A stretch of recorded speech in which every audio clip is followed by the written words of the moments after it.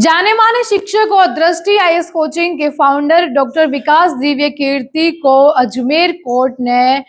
समन भेजा है और इसको लेकर के डॉक्टर विकास दिव्य कीर्ति ने राजस्थान हाई कोर्ट के दरवाजे खटखटाए हैं, जहां पर उन्होंने एक याचिका दायर करते हुए ये कहा है कि अजमेर कोर्ट के अंदर उनके खिलाफ मानहानि का जो केस दर्ज हुआ है उसको खारिज कर दिया जाए। आपको बता दें कि क्या वो केस था मानहानि का जो डॉक्टर विकास दिव्य कीर्ति के खिलाफ अजमेर की कोर्ट ने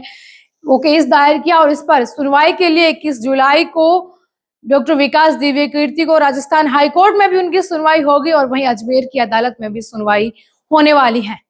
एक वीडियो जिसमें डॉक्टर विकास दिव्य कीर्ति ने जज वर्सेज आईएएस सबसे ज्यादा किसकी पावर है, उस वीडियो के अंदर ऐसा कहा जा रहा है कि उन्होंने न्यायपालिका और न्याय व्यवस्था का मजाक उड़ाया है और इसको लेकर के अजमेर के एक वकील कमलेश ने अजमेर कोर्ट के अंदर उनके खिलाफ मानहानि का केस दर्ज किया था। उन्होंने कहा था कि न्याय व्यवस्था और न्यायपालिका के खिलाफ उनका इस तरह का व्यंग्यात्मक टिप्पणी जो है वो लोगों के अंदर भ्रामक खबरें फैलाती है, न्याय व्यवस्था को लेकर की और लोगों को भ्रमित करने का काम करती है। इसी को लेकर के बीएनएस की धारा 356, 1, 2 और 3 उनके खिलाफ दायर हुई थी और इसको लेकर के सुनवाई के लिए अजमेर अदालत ने डॉक्टर विकास दिव्य कीर्ति को समन भेजा था। इसके बाद इसके खिलाफ विकास दिव्य कीर्ति ने राजस्थान हाई कोर्ट की शरण ली और उन्होंने वहां पर याचिका दायर की। उनके वकील ने यह कहा है कि इन पर मानहानि का केस है वो इस तरह से नहीं लगना चाहिए। वहीं विकास दिव्य कीर्ति को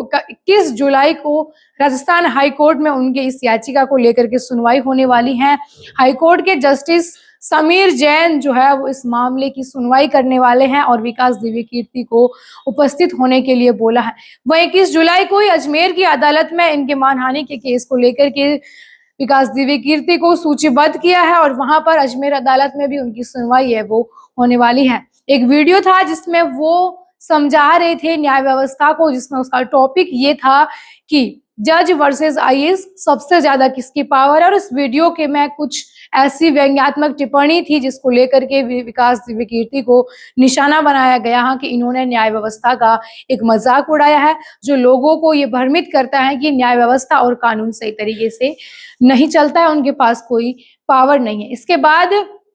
अजमेर अदालत ने भी ये कहा है कि इस तरह मानहानि का केस दर्ज हुआ है और उन्होंने न्याय व्यवस्था का ऐसा मजाक उड़ाया है जो बर्दाश्त नहीं होगा। हालांकि उन्होंने कहा है इस मानहानि केस के खिलाफ याचिका दायर करते हुए कहा है कि इस केस को खारिज किया जाए। 21 जुलाई को इस पर सुनवाई होने वाली है। वहीं इसमें एक और खबर है जहां ले चलते हैं आपको बिहार के विधानसभा चुनाव की ओर, जहां पर बिहार के मुख्यमंत्री नीतीश कुमार ने लोगों को लुभाने के लिए अपने विधानसभा चुनाव में जीत को मजबूत करने के लिए कई वादे हैं लोगों से कर रहे हैं। इससे पहले वो महिलाओं से मिले, महिलाओं के लिए कई योजनाओं का जिक्र किया। तो अभी नीतीश कुमार ने बिहार के लोगों के लिए 125 यूनिट बिजली मुफ्त की योजना की घोषणा की है। यानी कि कह सकते हैं कि कहीं ना कहीं नीतीश कुमार राजस्थान के पूर्व मुख्यमंत्री अशोक गहलोत की तर्ज पर इस चुनाव में चले हैं अपने घोषणा पत्र में, क्योंकि जिस तरह से अपने सरकार के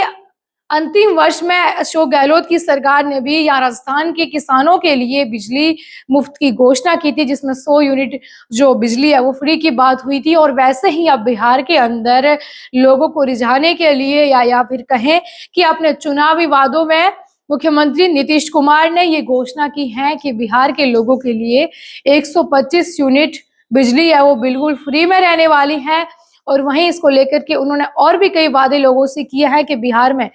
चुनाव के बाद सभी लोगों के लिए सार्वजनिक तौर पर यहाँ पर सौर ऊर्जा यंत्र लगाए जाएंगे और वहीं जो बिहार के अंदर निर्धन वर्ग के परिवार हैं उनके लिए निःशुल्क सौर ऊर्जा जो है उनके घरों की छतों पर लगाई जाएंगी या उनके घरों के आसपास निःशुल्क लगाई जाएंगी, उनसे एक भी शुल्क है वो नहीं ली जाएंगी। वहीं बिहार में विधानसभा चुनाव में संगठन विस्तार और संगठन को मजबूत बनाने के लिए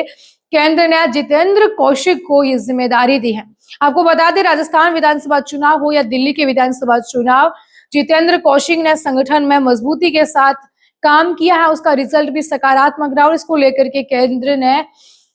केंद्र की भाजपा सरकार ने जितेंद्र कौशिक को बिहार विधानसभा चुनाव की जिम्मेदारी दी है। संगठन को मजबूत करने के लिए कल ही उनको ये जिम्मेदारी है वो मिली है। बिहार के अंदर चाहे कांग्रेस हो या फिर एनडीए दोनों लगे हुए हैं। कांग्रेस के जो चुनावी घोषणा पत्र हैं वो भी महिलाओं के पक्ष में इस बार ज्यादा है। जिस तरह से सैनिटरी पैड से लेकर के महिलाओं को हर महीना 2500 रुपए देने की बात जो है कांग्रेस ने की, वहीं भाजपा यानी कि एनडीए जो गठबंधन है वो भी बिहार के अंदर लोक लुभावनी योजनाओं का विस्तार है वो कर रहे हैं।